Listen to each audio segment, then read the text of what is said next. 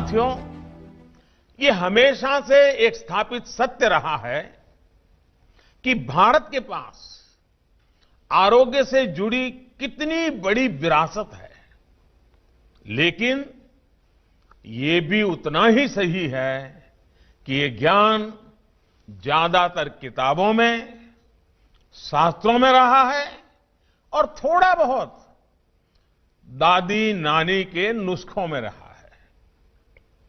इस ज्ञान को आधुनिक आवश्यकताओं के अनुसार विकसित किया जाना ये बहुत आवश्यक है। इसलिए देश में अब पहली बार हमारे पुरातन चिकित्सा वाला ज्ञान जो है, उस ज्ञान विज्ञान को 21वीं सदी के आधुनिक विज्ञान से मिली जानकारी के साथ भी उसको जोड़ा जा रहा है, इंटीग्रेट किया जा रहा है, नई रिसर्च की जा रही है। 3 साल पहले ही हमारे यहां अखिल भारतीय आयुर्वेदिक संस्थान की स्थापना की गई है।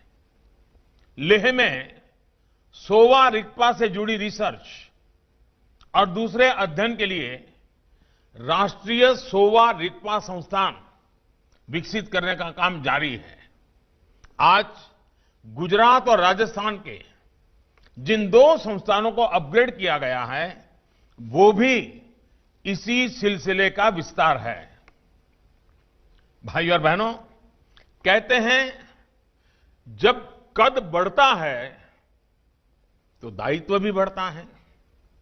आज जब इन 2 महत्वपूर्ण संस्थानों का कद बढ़ा है तो मेरा एक आग्रह भी है।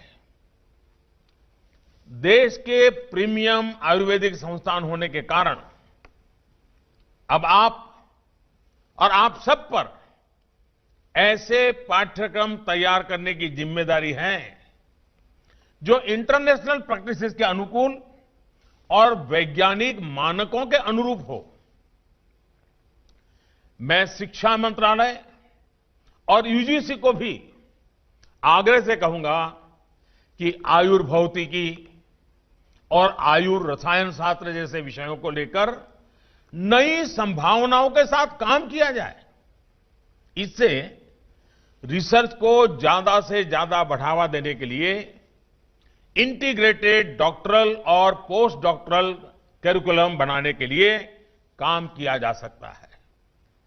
आज मेरा देश के प्राइवेट सेक्टर, हमारे स्टार्टअप से, उनसे भी एक विशेष आग्रह है।